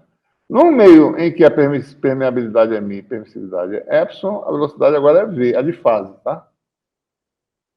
A parte real desse negócio aqui tem significado. É 1 sobre, a medida que não tem perda, vai ser 1 sobre o quê? μ0, ε0, produto das quantidades relativas às raízes, que é o quê? Índice de refração. Real, porque eu estou admitindo que o meio não tem perda, tá? Da mi epsilon, da μ0, ε0, vezes mi relativo, ε0 relativo à raiz, e o índice de refração, quando o meio é real, é simplesmente isso aqui, né? Mi relativo, epsilon relativo ao meio. Pronto. Então, a velocidade de propagação, a velocidade de fase, propagação, a velocidade de fase é C sobre índice de refração. Então, a velocidade de fase no meio de índice de refração eta é menor do que a velocidade de fase no vácuo. É C sobre eta. Certo? Número de onda no meio de índice de refração eta, esqueça as perdas. Certo? É maior do que no vácuo. Eta vezes K0. Né? Uma onda que varia no espaço assim do lado de fora, quando entra no material, ela fica espacialmente mais comprimida. Né? Porque o K aumenta, então a frequência espacial aumenta. Né? Você vem aqui com a luz incide no pedaço de vidro, certo? Chega aqui, ó, porque aqui tem maior dissertação. Eta é maior do que 1, certo? Lembre-se da dispersão real, né? A anômala que é aquela que é difícil de observar, mas a dispersão natural é eta maior que 1. Então, a frequência espacial, ou seja, a onda comprime no espaço, certo? Tá bom? Ela é espaçada no espaço, quando entra no material desse jeito, né? Ela é longa, chega aqui, maior frequência espacial. Aumenta de um fator de quanto? Eta, né? E a velocidade de fase cai, né? De um fator eta. Né? Índice de refração, certo? O que mais? Isso depende da frequência, certo? Então a velocidade é função de quem?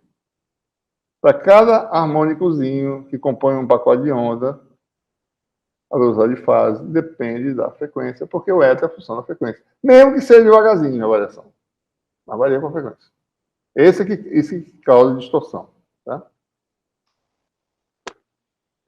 Então, esse é o que a gente quer falar aqui, né? Velocidade de fase é C sobre eta é real, tá certo? Não tem perdas. Não dá para botar as duas coisas ao mesmo tempo, porque isso fica complicado, né? Vou botar só uma de cada vez, tá certo? Então, C sobre eta, né? Então, se você injeta um sinal no tempo, né? No meio que tem esse índice de refração, que é a função da frequência, como é que você recupera do lado de fora, né? Então, para você mandar um sinal num canal, né? Por exemplo, eu quero mandar minha voz através de uma fibra... Não, através de um guia de onda, certo? O guia de onda, a gente vai ver, só permite passar uma faixa de frequência acima de um valor mínimo. Certo? Minha voz tem 5 kHz, talvez, certo? Se eu estiver falando bem agudo, né? Sei lá, 1 kHz. Né? Micro-ondas de banda X. Eu quero, por alguma razão, mandar via satélite, daí eu tenho que usar banda X, que é a frequência alta, micro-ondas. Não posso usar kHz. kHz não vai. Tá?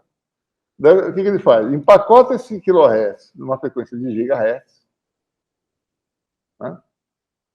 Chama-se a portadora, né? Daí você tem a função, daí você tem uma frequência de gigahertz, né? Gigahertz é muito maior que kHz, né? Tem, se você for ver...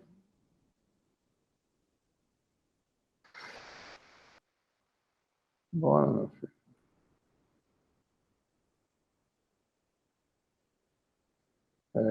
Você tem gigahertz, né? E se você for variar em torno de gigahertz e quilohertz, né? 10 a nona, 10 a terceira, 10 a sexta, né? Então, praticamente a frequência não varia em torno da frequência central de gigahertz. Tá? Os harmônicos estão dentro de mais ou menos, digamos, 2 kHz, em torno de uma frequência de 1 GHz, é como se todo mundo tivesse 1 GHz. Né? Então, isso aí passa tranquilamente na guia de onda. Você joga esse sinal de voz, transforma ele em eletrônico, tá certo? Junta com o sinal de gigahertz, modula, faz modulação. Daí pega essa função que tem gigahertz, joga no guia de onda, vai para esse satélite, vai não sei para onde, daí chega do outro lado, usa a eletrônica, tira o kilohertz, as componentes de kilohertz do sinal principal. Tá? Essa é a ideia. Né?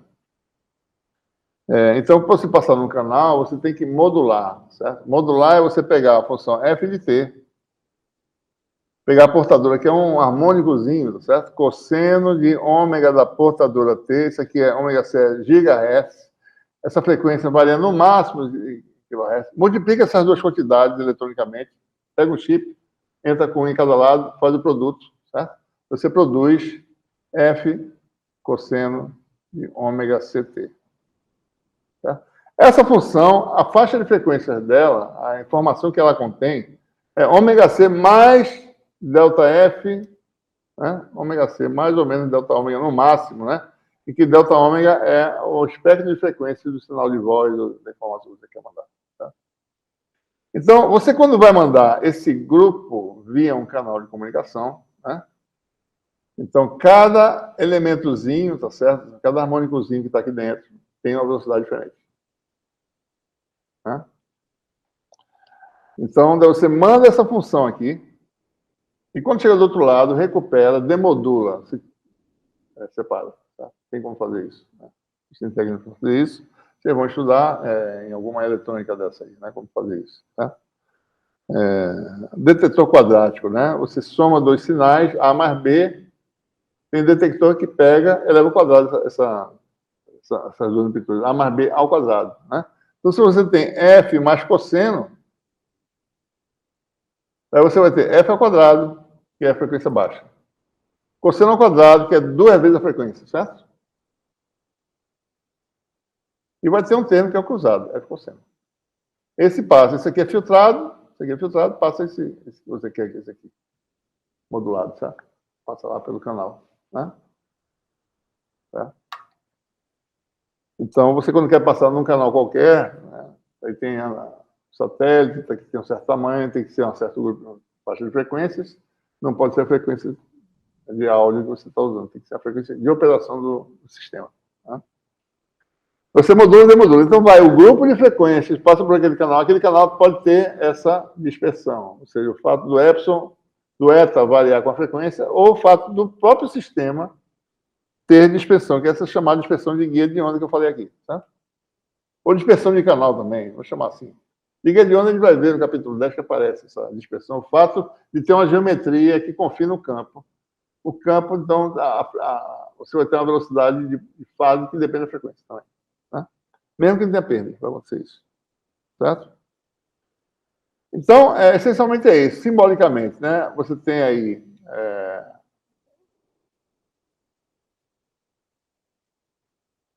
função de entrada, por exemplo, um pacote, um pulso, né? Pá, aí tem um pulso aí, tá certo? Tem um grupo de frequência, né? Modula, isso aqui vai ter um grupo, o espectro dessa função tem uma faixa de frequências. Modula, né? Você produz F cosseno, dá uma coisa desse tipo aqui. Né? É um pulso vezes cosseno, dá isso aqui mais ou menos. Isso aqui é a portadora, né? E daí o sinal modulado vai ter um espectro agora que está em torno de ômega C. Tá? Isso aqui, esse delta ômega é a kHz, tá certo? Como eu falei, né? Áudio, né?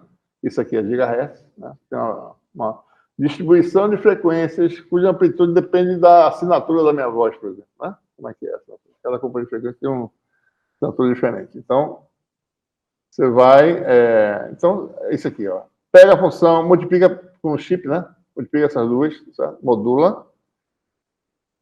Decompõe em componentes harmônicos, ou seja, isso aqui tem componentes harmônicos. Cada componente harmônico é o quê? Uma onda plana, tá? Da frequência ômega. É um harmônico, né?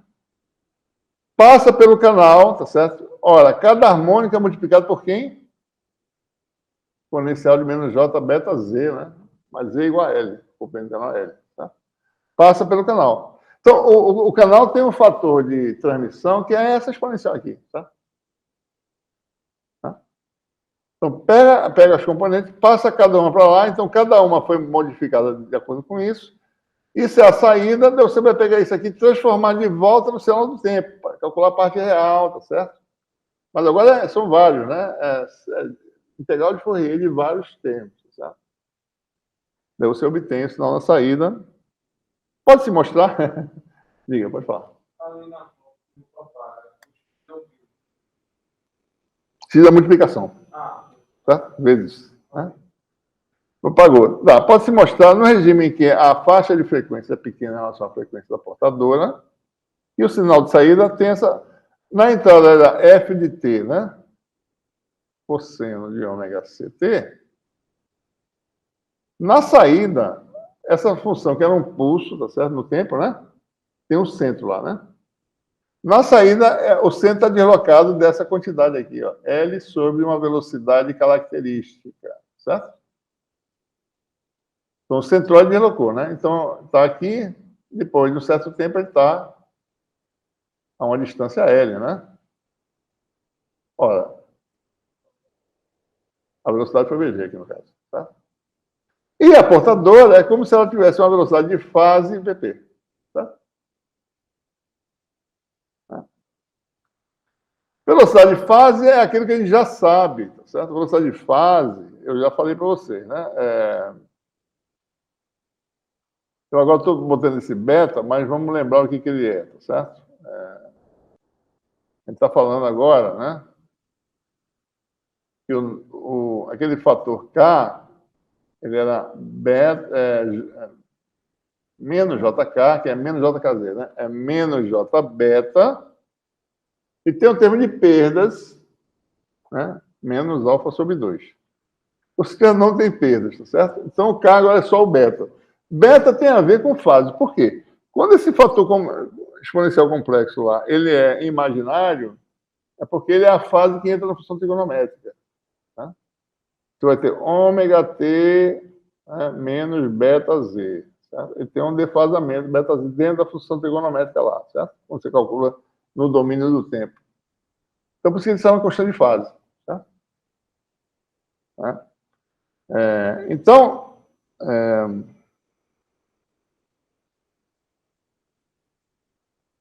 Então, a velocidade de fase é ômega sobre V, que é, é o número de onda, que é o beta, tá certo? Né? Então, a portadora, né, tem a frequência ômega C, né, tem associada a ela essa velocidade de fase Vp. Tá? É como se todo mundo tivesse uma velocidade de fase, porque a variação de frequência é tão pequena que todo mundo tem a mesma velocidade de fase. Né? Basta calcular aqui. Você sabe a frequência da portadora, é a velocidade da luz, que é C sobre o eta, naquela frequência ômega C. Pronto, é isso. Se for material, se for guia de onda, é outra coisa, mas seria essa aqui. Tá? Então, para todos os efeitos, a fase ela tem uma velocidade de fase que é dada por frequência da portadora sobre a velocidade de fase, sobre beta, no caso, né? E o pacote, o centroide dele, se mexe com essa velocidade VG. Velocidade de fase está aqui, ó, ômega sobre beta, né? Como já foi antes, já falou antes. E essa VG é uma derivada, na realidade. Por isso que eu estou falando, pode se mostrar, né? Tem um bocado de conta para chegar aqui. Tá? Não são contas complicadas, mas precisa de noção de princípio de comunicações, né? De espectro, né? E etc. Tá certo? Então, a velocidade de grupo, né? Que a gente chama de velocidade de grupo, do grupo de harmônicos, né? Esse grupo de área, velocidade de grupo, que é dado mais ou menos por ômega de beta na frequência central, tá certo? Quando a frequência é ômega C, que dá um beta igual a beta C. Que calcula. Né? Velocidade de fase é razão ômega beta, VG é derivada ômega de beta. Se ômega varia de forma não linear com beta, se essa derivada varia, essa velocidade de grupo também varia. Então, tem. Né? Se o pacote é estreito, essa velocidade de grupo não varia muito dentro da faixa que você mandou. Certo? Então, por exemplo, isso aqui é o que a gente chama de relação de dispersão. Né? A relação entre ômega e beta diz, né, essas velocidades, tá certo? Essa relação de dispersão, a gente vai ver ela lá no capítulo 10, guia de onda. Tem essa relação de dispersão aqui. Tá? Frequência só existe a partir de um valor inicial, tá certo? Ômega zero, né? Só tem frequência nesse canal aqui a partir de ômega zero. Né? A gente está falando de dispersão material, mas estou mostrando um exemplo de um diagrama real, tá certo? Que tem esse jeito aqui. Que a frequência só começa em ômega zero. Então, a razão que é ômega, que é essa altura, sobre beta, é a tangente de alfa, é a velocidade de fase. Certo? Que é a velocidade de harmônico, né? Harmônica é coisa que não existe. A harmônica é uma coisa idealizada, é elemento matemático. Cada harmônico é uma onda plana que existe em todo espaço. Né? Então, o harmônico ele tem a velocidade de fase de ômega sobre beta. Né? E, observe, né? E a velocidade de grupo, que é a velocidade do pacote da informação, é essa declividade aqui, de ômega de beta. Certo?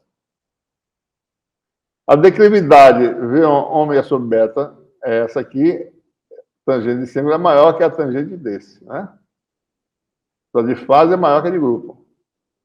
Na realidade, no guia de onda, a velocidade de fase é maior que a velocidade da luz. Tá? A velocidade da luz está aqui. Ó. Se eu pegar a assíntota dessa curva aqui, essa declividade aqui dá a velocidade da luz, tá certo? Então, a de fase nesse material, nesse sistema que tem essa dispersão, é maior que a da luz. Mas é a velocidade de fase. A de grupo não, é menor que a da luz. A declividade disso aqui é menor que essa velocidade. A de grupo é a que é física, que é do pacote, certo? Eu gostaria de mostrar para vocês umas ilustrações aqui, para vocês entenderem melhor. Né? Você pode perguntar, olha, por que a velocidade... isso aqui não é a velocidade de propagação, né? Certo? E quando você vê um sinal modulado se propagando, você vê esse negócio aqui dançando dentro do pacote. Você vê uma coisa deslizando dentro da outra. Certo? Alta frequência, que é a portadora, passando por dentro do pacote de onda. Tá? Deixa eu mostrar para vocês poderem ver melhor. Deixa eu ver se eu acho aqui. Deixa eu achar aqui. YouTube tem aqui umas ilustrações. Eu vou mostrar a dispersão, o que ela faz, tá certo? E mostrar o que é essa questão das duas velocidades. Tem a velocidade de grupo e a velocidade de fase. Vou achar aqui uma ilustração para ele poder ver, certo?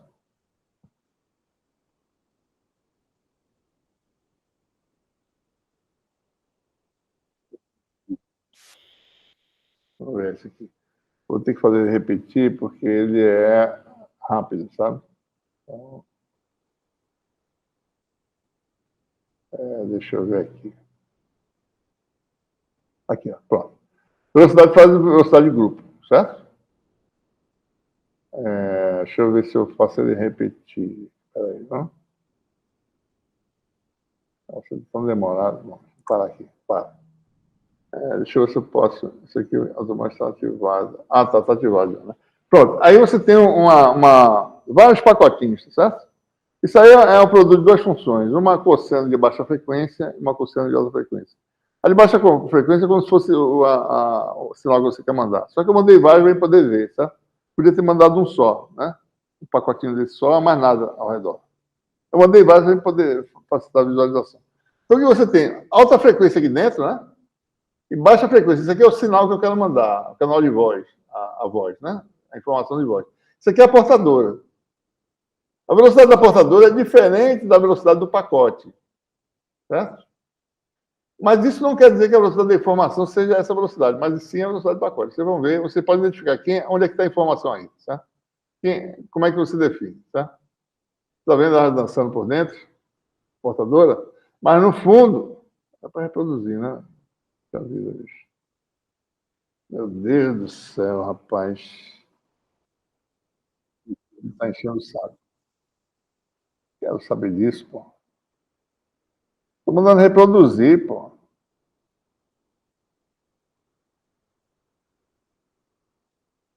Tá, então, deixa eu ver se eu faço assim, né? Pronto. Então, vocês estão vendo a portadora dançando dentro, com a velocidade parece ser diferente, maior, né? E o grupo está indo, você dá para perceber que a crista do grupo é que é a informação, certo? Isso é a diferença entre as duas coisas, né? A velocidade física é do pacote, certo? Esse pacote que você estava dizendo propaganda. E essa coisa que está entrando, passando para lá e para cá, isso não tem importância. Porque a função, a portadora não dá informação nenhuma. Você já sabe que ela é a frequência cosseno de ômega t. Você não sabe quem é a informação é que é desconhecida. Né? Certo? Bom, isso aí é o efeito das velocidades. Né? A de fase é a velocidade de fase, como o nome está dizendo, de uma função matemática. Para manter a fase constante, eu teria que ter essa velocidade Vp. Grupo é informação. O grupo viaja com a velocidade de ômega de beta, que em geral é menor do que C, a menos que você esteja na região de dispersão anômala, certo? E essa velocidade, o pacote fica tão desfigurado que você não pode comparar e não sabe qual a velocidade, certo? E a dispersão? Bom, tá. Mas a velocidade de grupo também varia, né, com a frequência. Certo? Então, se você levar em conta isso aí, daí existe esse outro fenômeno, que é o fenômeno de dispersão, realmente como o nome está dizendo, o pacote ele vai se dispersar. E você vai não saber mais onde é que está, qual é a informação que você tem. Tá? Deixa eu achar aqui. Pronto, aqui tem o exemplo da dispersão e interferência intersimbólica. Né? Dois pacotes de onda começam separados e, por causa da dispersão, ou seja, devido ao fato do VG variar com a frequência, então você vai ter esse efeito aí, certo?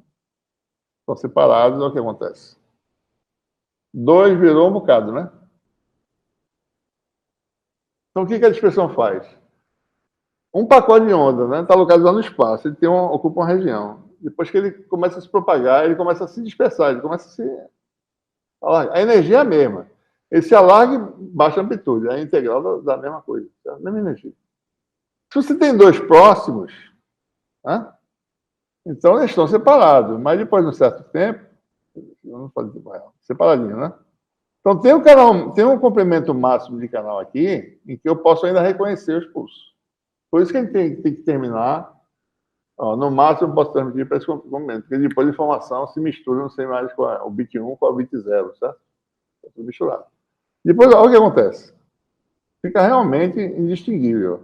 Viram vários pulsos, certo? Né? Virou uma confusão. Né? Perder a informação. Então, qual é o comando do canal? Bom, mais ou menos, que você pode ainda recuperar. Ainda aqui dá mais ou menos, né? Pouco menos, tá certo? Quer realmente ser rigoroso aqui, ó. Começou a se... Pronto, começou a interceptar. Bom, aqui é o meu comprimento máximo de canal que eu posso transmitir informação segura. Por quê? Esse canal tem dispersão, mesmo que... Porque aqui tá, eu fiz para caber numa tela. Mas, assim, fibra ótica, né? Alguns quilômetros, tá certo? Depende do tipo de fibra, depende do tipo de propriedade do vidro daquela fibra, né? Como é aquela dispersão material daquele vidro. As impurezas que tem lá, onde é que estão as linhas de absorção, né? Porque depende, tá certo? Você precisa saber... Você precisa saber, tá certo? Oxente. Ah, tá aqui. Você precisa saber... Por exemplo, você está numa região espectral, né? Está numa região espectral, você tem um tipo de vidro, tá certo?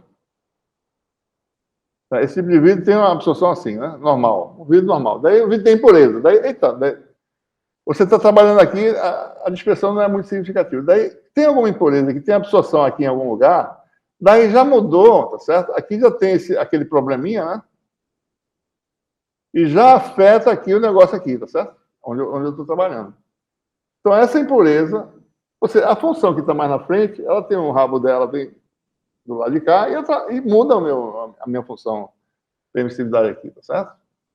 Então, a minha variação começa a ser mais dispersivo. Varia mais com a frequência a refração. E daí eu tenho mais dispersão. Então, eu tenho que tirar essas coisas, tá certo? Que tem absorção perto de onde eu quero trabalhar, né?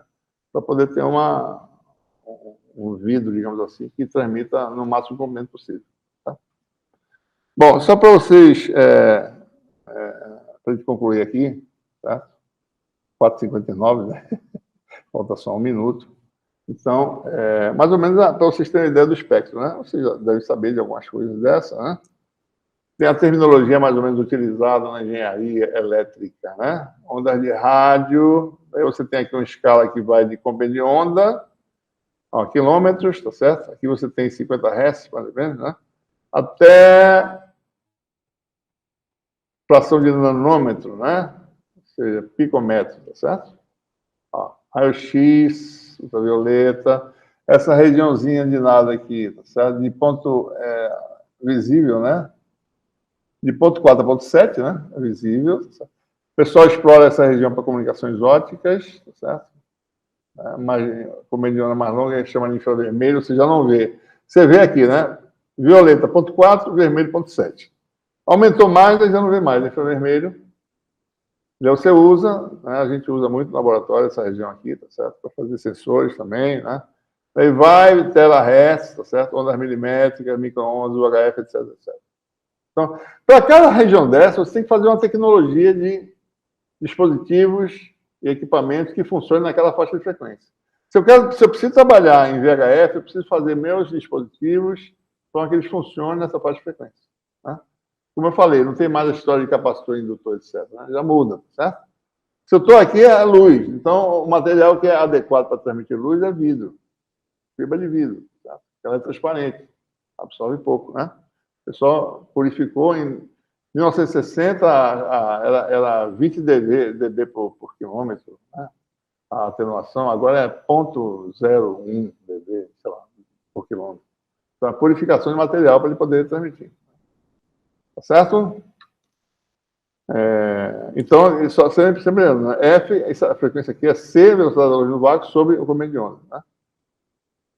Aqui estão os valores, é bom vocês olharem lá no livro tem, dizendo mais ou menos o que se faz em cada faixa dessa.